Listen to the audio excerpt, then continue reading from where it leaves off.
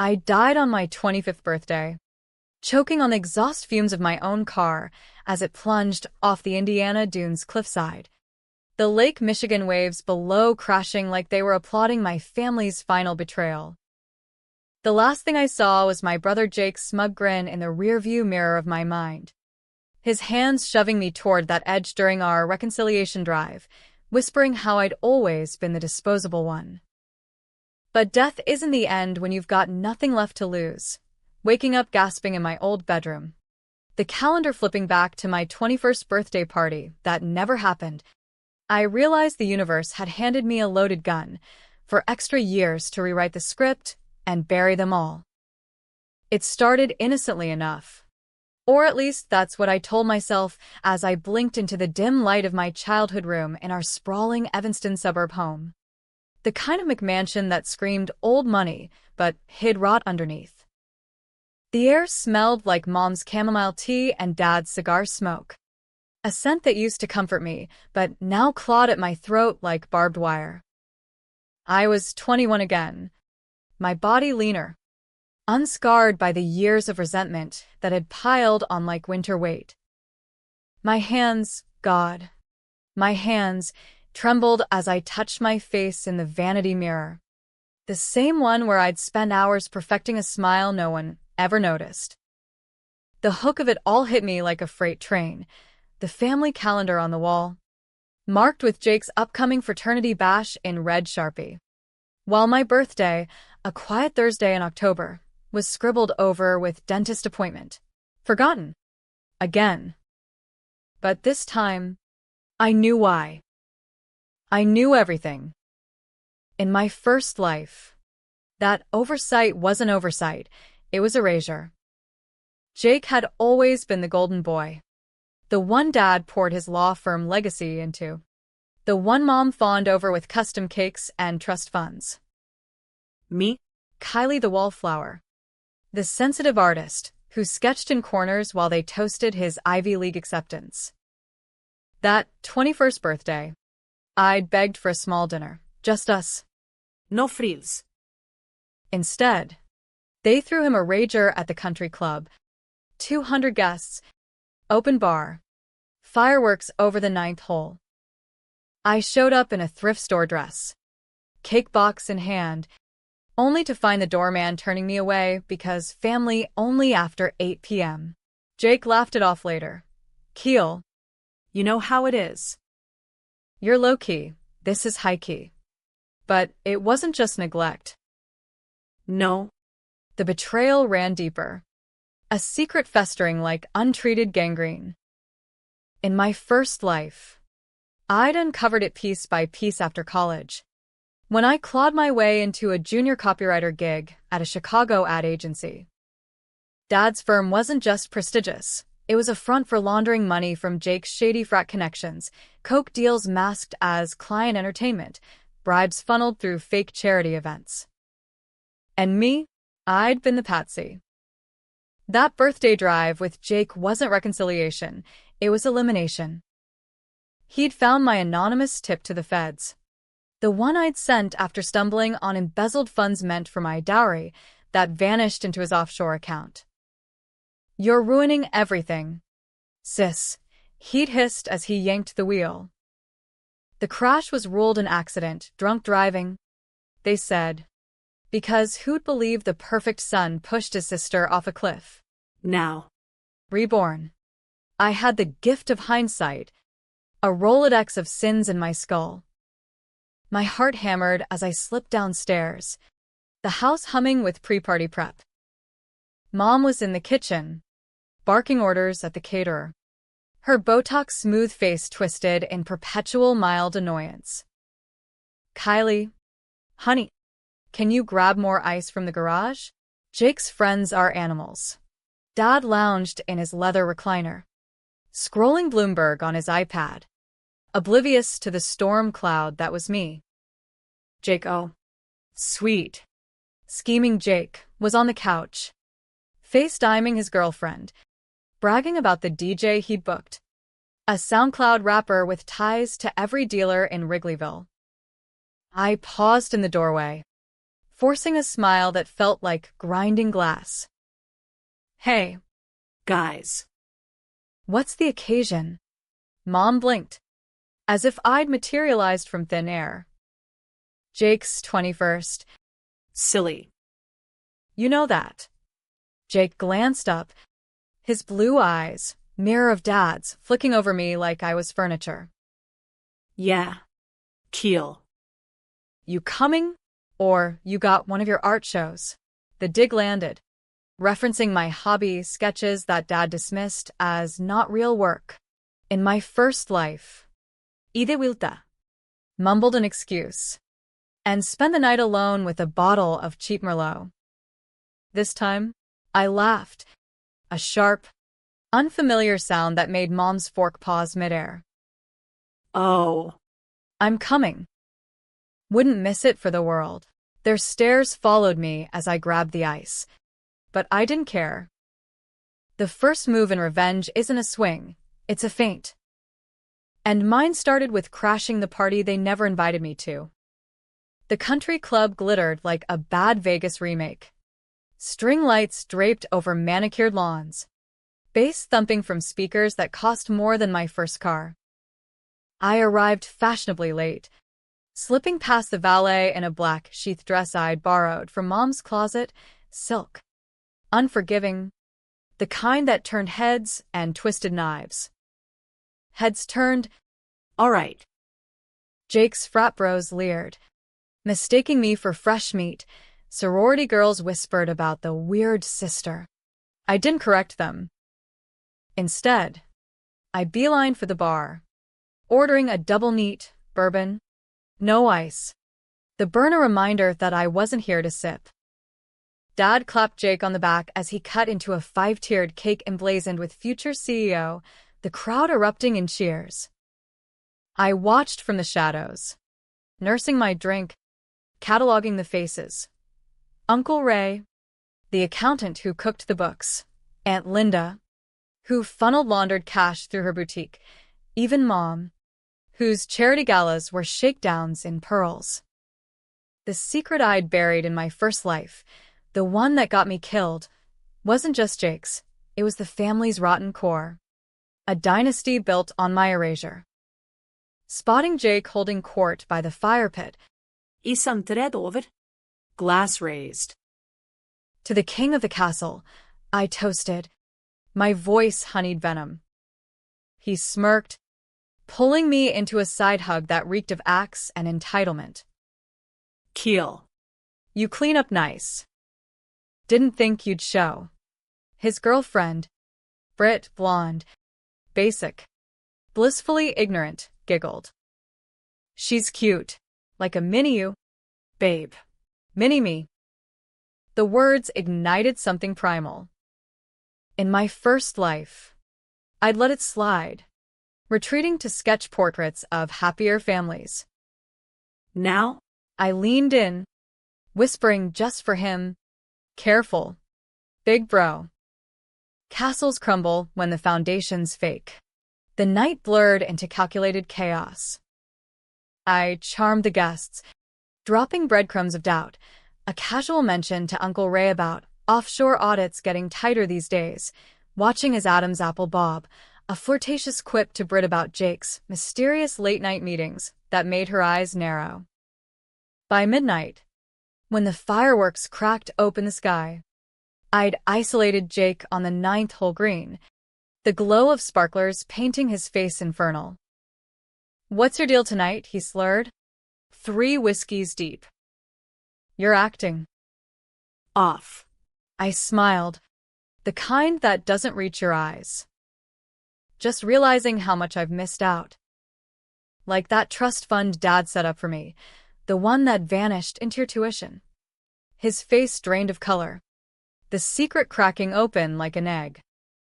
In my first life, I discovered the forgery too late. Dad had siphoned my inheritance. $200,000 earmarked for my art school. Into Jake's investments, code for bribes. Kylie, shut up, he hissed, glancing for eavesdroppers. You don't know shit, but I do. I pressed, voice low thunder. And this time, I'm not letting it slide. He lunged, grabbing my arm hard enough to bruise. But I twisted free, heels sinking into the turf. The push, ironic foreshadowing, sent him stumbling back. Fireworks exploding overhead like accusations. He recovered, laughing it off to a passing bro. Sis had too many. Time to Uber her home. But the seed was planted. As I slipped away, phone buzzing with a screenshot from an anonymous tip line, my first anonymous tip. Revised, I felt the noose tightening. Not on me. On them. The weeks after the party were a masterclass in slow burn sabotage. The kind where you smile through brunch while slipping arsenic into the sweet tea. Back in my reborn timeline, I played the dutiful daughter. Enrolling in community college art classes to keep up appearances, Dad's idea of a safety net before I found my path. But every lecture on chiaroscuro was a lesson in shadows, how to cast them over empires without getting burned. Jake, meanwhile, strutted into Northwestern like he owned the quad. His ego inflated by acceptance letters greased with Dad's connections. I watched from afar, gathering intel like a ghost in the machine. My first real strike came subtle, a whisper in the wind. I'd hacked Jake's email, child's play with the password he still used from high school. Golden Boy 21. Buried in his inbox were the threads, emails to Ray about discreet transfers to a Cayman account, attachments of forged docs rerouting my trust fund. The betrayal stung fresh. A phantom ache from the crash site, but I channeled it into code. Late nights in the library, fueled by vending machine coffee, I drafted an anonymous report to the IRS whistleblower line. Not enough to topple them, too soon, but enough to trigger an audit notice. When it landed in Dad's mailbox 2 months later, disguised as junk mail, I was there, feigning concern over tea. Looks official. Dad. You okay? His face, usually granite, Cracked. just business. Kylie. Nothing for you to worry about. Mom. Ever the enabler. Fluttered like a moth to flame. Your father's under so much stress. Jake's tuition. The firm, it's a lot. Stress. The word ignited my fuse. In my first life, I'd shouldered their stress by dropping out of school to wait tables, funding Jake's spring breaks while they cooed over his GPA. Now. I nodded sympathetically, then dropped my bomb. Speaking of Jake, I ran into Brit at the mall. She mentioned some party favors he hooks up. You know, the fun kind. Mom's teacup rattled. What? That's absurd. Your brother's a leader. Leader? Of what? A crime ring? But I let it hang. The doubt of virus replicating. Jake confronted me that night in the garage, where Dad kept his vintage Mustang, the car he'd promised me for graduation, then gifted to his son. What the fuck? Keel? You stirring shit with Brit? His breath was minty, masking the weed he'd smoked in his dorm. I leaned against the workbench, tools glinting like teeth. Just girl talk. Why so defensive? He stepped closer, towering, the same stance he'd used before the shove. Stay in your lane. You're the fuck-up artist. Remember? Not the star. The words echoed my grave, but I didn't flinch. Instead, I pulled out my phone, playing a voicemail I'd accidentally saved from his dealer. Yo, Jake. That drop for the bash. Double the usual. His eyes widened. Delete that. Or what? I taunted, voice steady as steel. You'll drive me off a cliff again? The bluff landed like a gut punch. He paled, stammering denials. It was the first crack in his armor, the realization that I knew. He stormed out, but not before snarling, "You're dead to me. Prophetic. Little brother." But I was the one walking. The audit snowballed from there. A domino, I nudged with glee. Dad's firm got flagged for irregularities, forcing overtime scrambles to shred docs I'd photographed and stashed on a burner drive. I fed tips to a junior reporter at the Tribune, a hungry kid named Mia who'd emailed me in my first life about corruption in elite firms. This time, I was her source. Shadow law, anonymous. Dripping breadcrumbs about laundered frat funds. Her first article dropped like a grenade. North Shore law powerhouse linked to student drug rings? Jake's name wasn't there yet, but the photo of Dad at a gala, arm around a known dealer, Was. The family dinner that night was a minefield. Mom cried into her salad, blaming the economy. Dad paced, phone glued to ear, yelling at Ray, "Fix this, or we're all underwater." Jake glared daggers across the table, his knuckles white on his fork. "This is bullshit. Someone's gunning for us." I sipped my water, innocent as Eve. "Maybe it's karma." Jake. "For all the birthdays you stole." The table froze. Mom gasped, "Kylie Marie?" That's uncalled for. But Dad's eyes narrowed, suspicion flickering. "What do you mean?"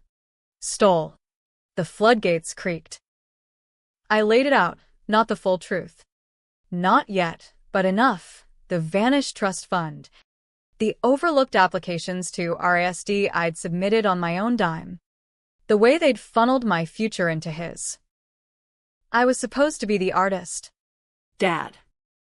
Not the afterthought. Silence. Thick as fog. Jake exploded. "You're jealous. Always have been. Without me, you'd be nothing. Nothing." The word that echoed in my death throes. I met his gaze, calm as Lake Michigan before a storm. "Maybe.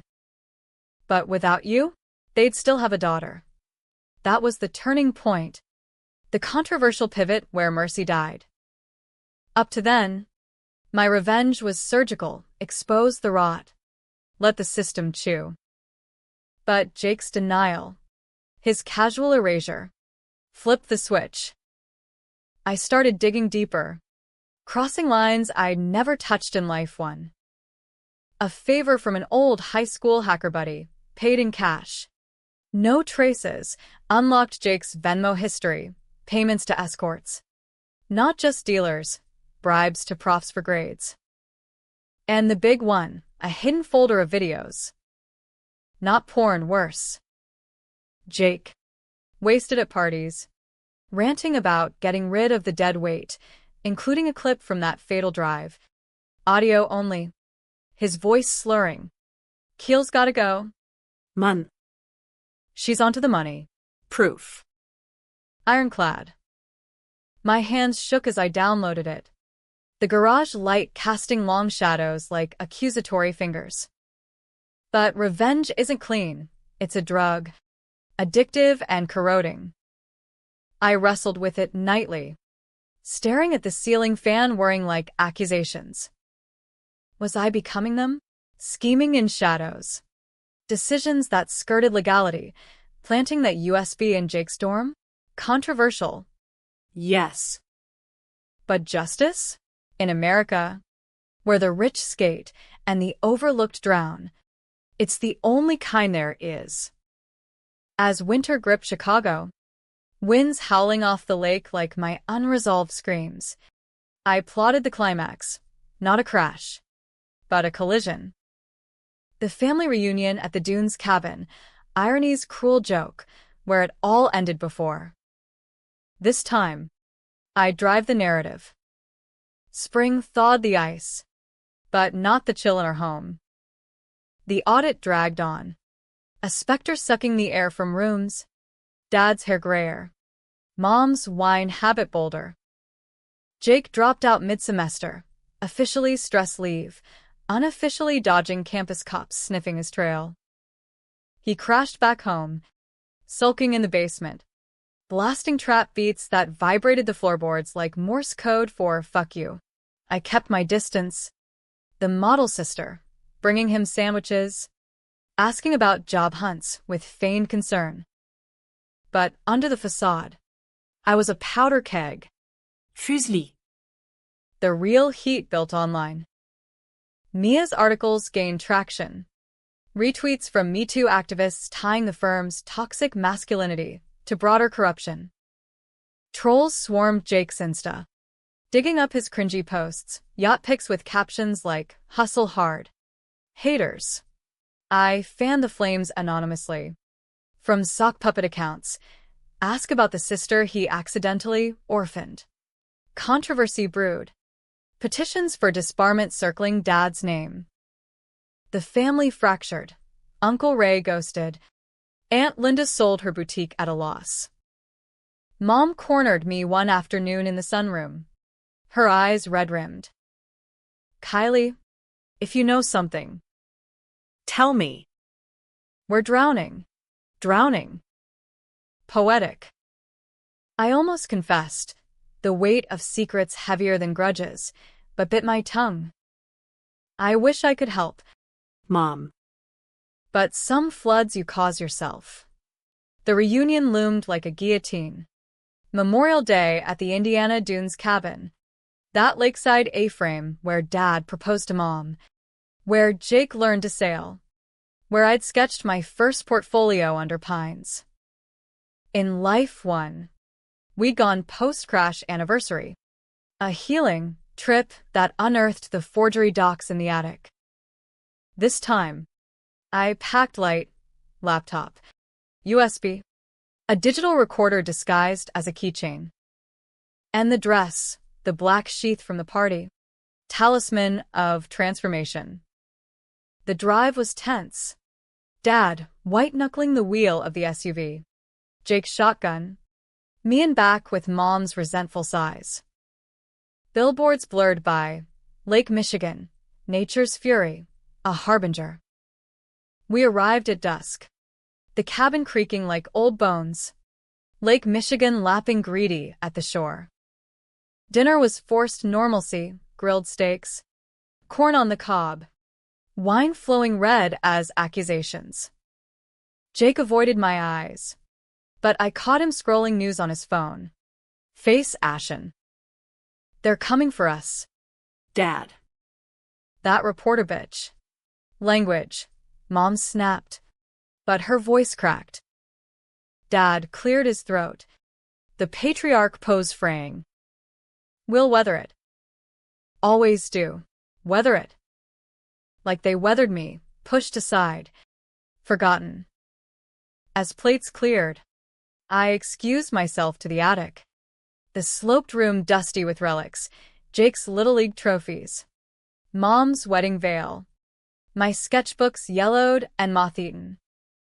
I rifled drawers, planting the USB in an old cigar box, bait. Downstairs, the confrontation ignited over esmores by the fire pit. Jake, buzzed on smuggled flasks, exploded. "This is her fault. Kylie's been feeding that journalist." All eyes swiveled. Dad's brow furrowed. "What?" I stood slow, flames dancing shadows on my face. He's right. "It was me." Gasps rippled. Mom clutched her sweater. "Why, honey, we're family." Family?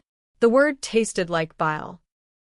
I pulled out my phone, cueing the playlist of sins, the emails, the videos, Jake's voicemail slurring my murder plot.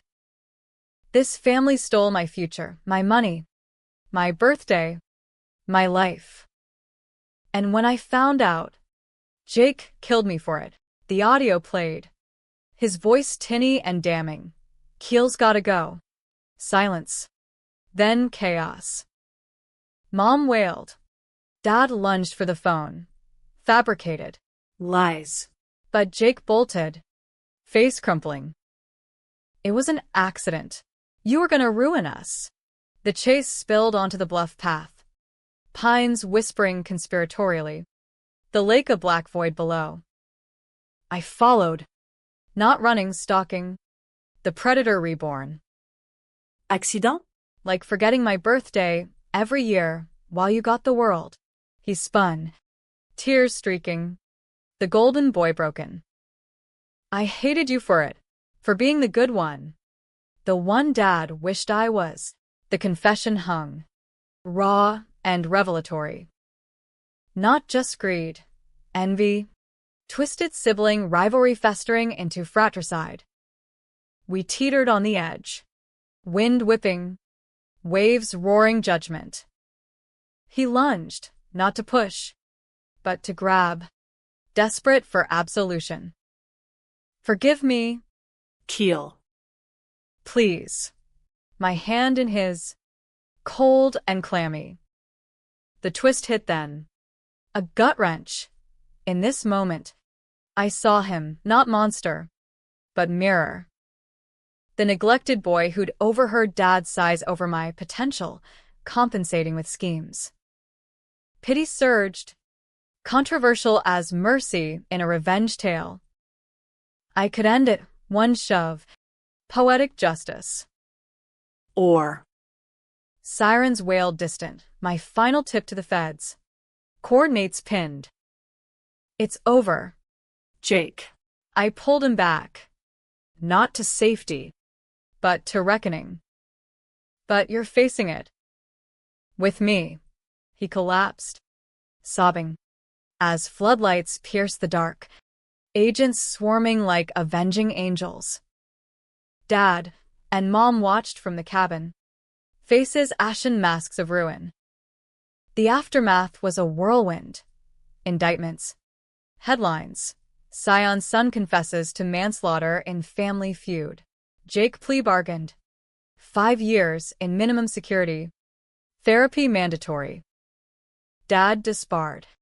Firm dissolved. Mom sold the house. Retreating to a condo in Florida. Sending apology cards I burned unread. Me? I walked free.